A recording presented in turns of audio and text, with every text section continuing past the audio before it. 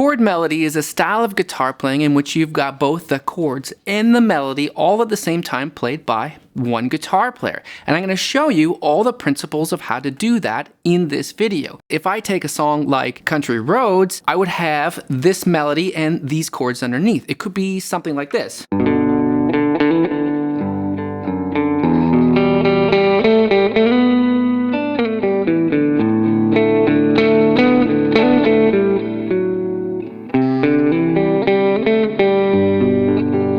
So you can hear the song, you can hear the melody that John Denver would have sung, and you can hear all those chords. But there's a secret to doing it. Well, there's a few really important things that we have to do. And the first thing is that we have to keep the melody note as the highest pitch. We want to keep the chords as the lowest pitch below them.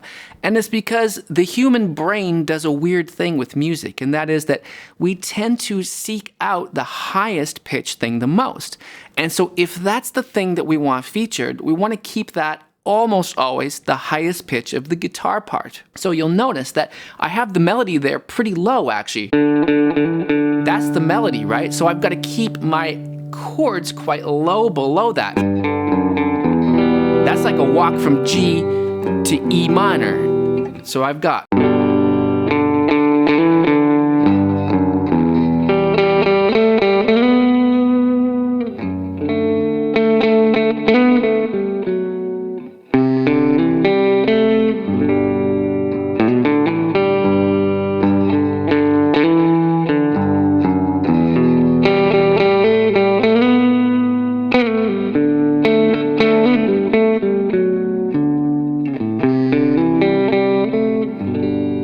be like a whole verse there. And so you can hear the melody, and I've got a whole bunch of other things going on, and we'll talk about those as well, but you can hear the melody, you can hear the chords, you can hear some other licks in between to fill in that space. Let me try something with the chorus melody and the chords, and you'll see more what I mean.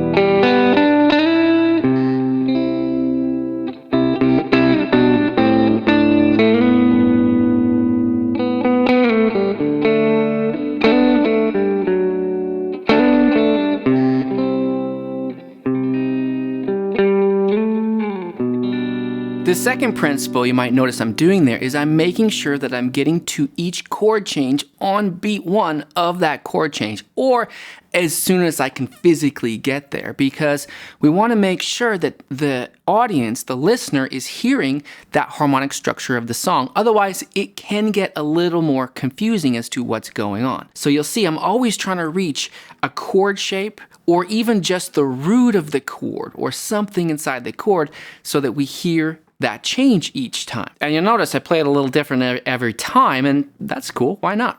So I'm gonna try it again, and just notice that the chords are starting on beat one, I hope. Well, let me know if I don't. I'm not really sure.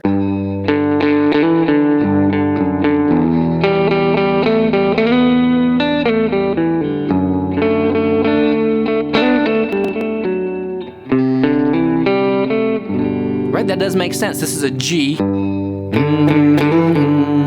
Down to E minor. And then what do we have? A D. I might do a D slash F sharp there. And then a C. And then a G again, right? So yeah, I'm pretty much hitting the chord on every single time.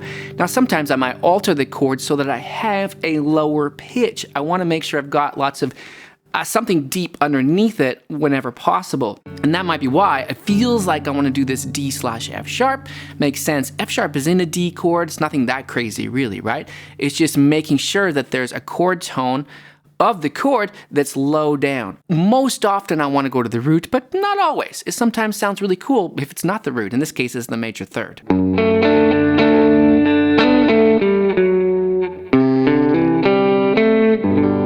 Let's do the third principle that I want to talk about here, and that is, and we're going to do 6 actually, but the third principle is we want to fill in some of the empty space with some licks, and all we have to do is think about what what scale might I use if I was just soloing over these chords anyway? So a lot of the time for me, it depends on the song, but especially a song like this, it's going to be major pentatonic. So if I analyze what I was doing there, it was probably mostly just G major pentatonic. If I picture what's G major pentatonic right there, now we're in open position, so this works out really well, right? That's just easy shape of open major pentatonic, G major pentatonic. It's the same as open E minor pentatonic. So that's good news. That's nice and easy. I did have some other notes in there though. I had the F sharp. We just talked about this F sharp on the chord. Well, in that moment I was thinking of the chord, and I had some kind of lick like this on the D, and I have an F sharp there. So sometimes it's a chord-based lick, or sometimes I'm thinking the major pentatonic for each major chord, or the minor pentatonic for each minor chord. We've talked about that a lot on our Patreon group, where you can switch scales for each chord. It's actually not that difficult. We just think major chord, major pentatonic, minor chord, minor pentatonic. Think about it this way. When I went to that E minor chord, therefore, it would be E minor pentatonic, which I could play here. Turns out that's the same as G major pentatonic, but I could have jumped up here. I could have jumped up to a different position of E minor pentatonic. Would that work? Sure. I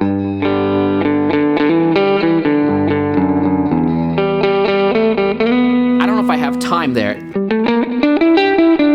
I probably don't have time there, but I think there's another one.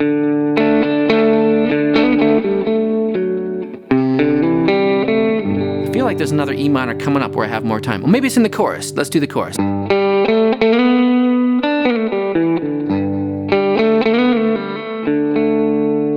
Oh yeah, maybe here. That works. Now I gotta get all the way back though, right? To a C. This takes a lot of practice. We've got to be able to hear how much space do I have to play a lick on this chord. There's a lot going on, and I will say, this is quite advanced level guitar playing. We're going to put this in our advanced level on the Patreon. But these are great principles to learn. We've got to have some level of ear training to know where do those chords change. And when I play the chord, how much time do I have before I got to go to the next chord, right? I got to hear, what was that chord? It's a D chord. Is that the right part of the song? No, I don't remember where I am. Doesn't matter. Teardrop in my eye. That works. Country roads. Or sometimes leave the space. Space is good too, right? That's the D. Here's the E.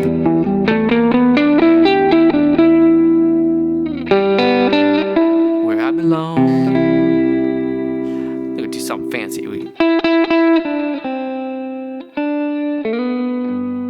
Or it doesn't have to be fancy. Sometimes it's just scale-wise stuff. So that's maybe the hardest step, but it takes a lot of practice and ear training. One way to practice that step is just do it not in time. You can see I'm not doing it to a metronome, but it sounds great. This style of guitar playing lends itself well to being able to stretch out a part.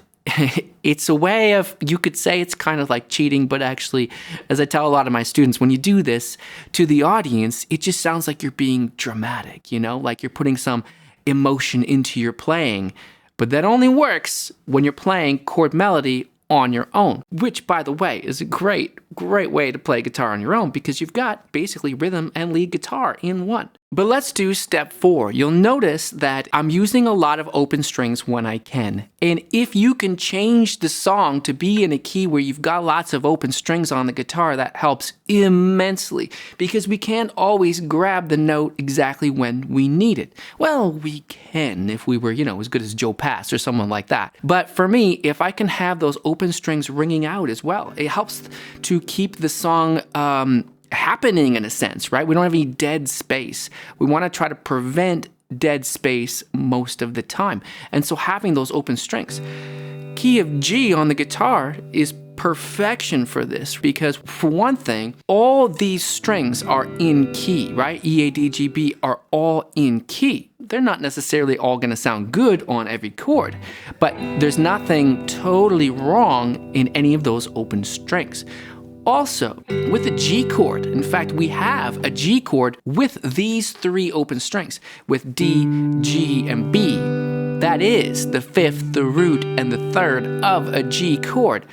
So we have so much ability to be able to just keep things ringing, especially on that 1 chord of the key of G. Now, other keys work pretty well too. Key of A works well, key of D works well, key of E works pretty well because you got this low E. Key of C works as well, but key of G, I mean, you can't go wrong with that. You don't really want to play every song you know in the key of G, but it sure does work well for this style of guitar playing. So speaking of, step 5, and this is where it really does get pretty hard, and that is that to create variation, you can just pretty much do the same thing, but change the licks in between. Or one thing that I like to do is to try to play the next verse an octave up. Now, this is where it gets hard, but this is where you're going to really appreciate being in a key like G, because you've got some open strings that you can keep ringing, right? So if we work on that song, we said that the opening line, the vocal line is D, D, E, D. That's the vocal notes, D, D, E, D, right? So I could play that up an octave. Now, I'm doing that kind of like, I'm thinking of the note names there. But you can also use your ear. I'm using my ear a lot to find my way through the song. I'm not playing the song thinking of all the note names, not at all. I'm using my ear and the scale shapes and the chord shapes to find my way through that melody. Takes a lot of practice. But let's say we're going to start up here now. I've got this D instead. And thank goodness I've got some open strings. Or I can use my thumb if I want to be a little more Hendrix. I'm sure Hendrix didn't play this song, but maybe he should have, huh? Now, I love this walk down, but now I'm just doing it up an octave. Before I had it as, now I'm doing, right? And then what's the next part of the melody? I was using my ear there, right? It used to be, now it's from this G. And what chord do I need? The next chord is an E minor, and that's great because, again, we have all these open strings, and E minor is most of the open strings. An E minor 7, which we can always use in replace of an E minor, is even more of the open strings. So, I mean, we can pretty much get away with just doing something like that on that melody note, right? What's the next chord? Is a D. Now, we have to start to get pretty clever at some point. I could think a D major bar chord here. The strategy here is to think, okay, what chord do I need? And then how can I physically reach the melody note? And sometimes we've got to be really clever. Sometimes you got to really think about physically, okay, that's a D chord. I can sort of reach the melody there. But I could also go, maybe I could play a D in a different way. I could think of like a triad D. And then sometimes things sort of snowball for you and you go, oh, you know what? Again, I've got an open string for a D chord because that D string can be open and I can play the triad. And that frees up some fingers so I can get the melody note. And I just keep doing that process. You get faster at it with a lot of practice. But then I just say to myself, okay, what's the next chord? It's a C chord. And then sometimes I'll just play a C chord and I'm like, oh, there's the melody right there. It's already in there, but it might not be the most convenient place but I could do it. Or I could think, oh, it's an E note. Oh, that's easier. I could just use that cowboy C in that case. And then it's a G chord. You can hear it's going back home to that tonic chord. So what was all that? I don't remember at all. Let me see if I can walk my way through that. We started here. And then I wanted the walk to E minor.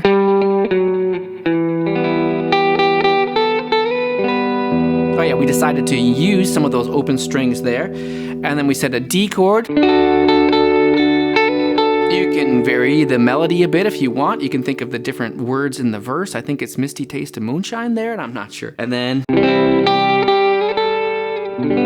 so now now we have a verse that's up an octave. It just sounds different, and that's a nice variation if you're going to play multiple verses. I will say, especially in the key of G, it's way easier down in open position, but it sure is nice to have that variation.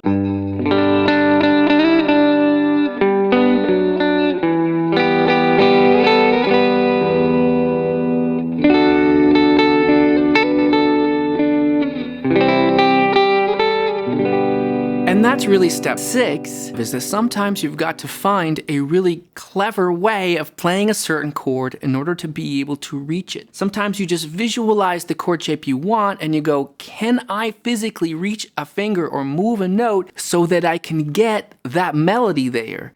And sometimes you've really got to improvise a bit. You've got to figure out a clever way to play the chord. So let's put some of that together. You'll notice I play it a little differently every time. We'll put some tabs for this on our Patreon so that it'll give you something to work through.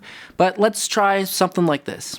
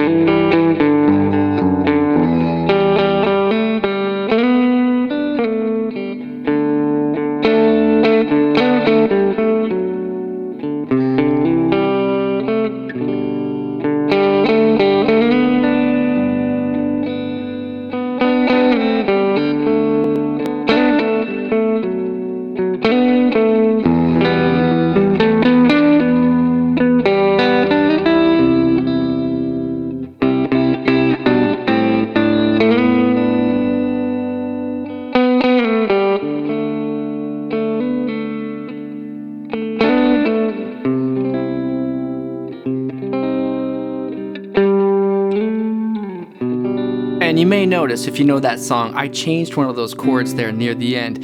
Normally it would just stay on a C major, but I can't help to do that C minor. It's such a cool alteration. It just makes that so sad. It sounds like, wow, he really misses those country roads, right?